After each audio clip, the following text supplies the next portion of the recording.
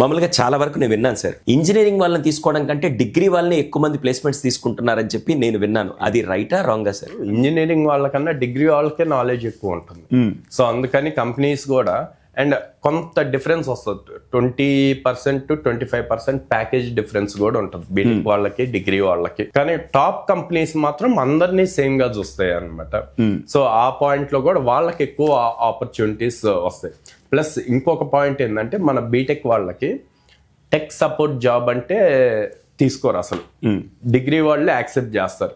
కానీ రియాలిటీ ఏంటంటే tech support అన్న సాఫ్ట్వేర్ జాబే అన్నది అవేర్నెస్ చాలా మంది తెలియట్లేదు. టెక్ సపోర్ట్ అంటే కాలింగ్, టెలికాలింగ్ అని చెప్పి అనుకుంటారు. నేను అదే చెప్తాను మా దగ్గర స్టూడెంట్స్కి, టెక్ సపోర్ట్ అంటే టెలికాలింగ్ కాదమ్మా. మీ సీనియర్స్ ఆల్రెడీ ఒక ప్రాజెక్ట్ మొత్తం ఎంటైర్ ప్రాజెక్ట్ బిల్డ్ చేసి మీకు ఒక డాక్యుమెంట్ ఇస్తారు.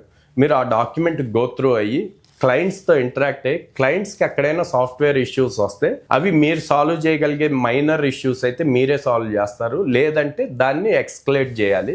ఇది టెక్ సపోర్ట్లో. దీనివల్ల చాలా అడ్వాంటేజ్ ఉంది, చాలా ఇన్డెప్త్ నాలెడ్జ్ నేర్చుకుంటారు. అది తెలియక మీరు టెలికాలింగ్ జాబ్ అని చెప్పి అట్లా టెక్ సపోర్ట్ వచ్చి మిస్ చేయరు. డిగ్రీ వాళ్ళు వాటిని యాక్సెప్ట్ చేస్తారు, వాళ్ళు త్వరగా జాబ్స్ తీసుకుంటారు.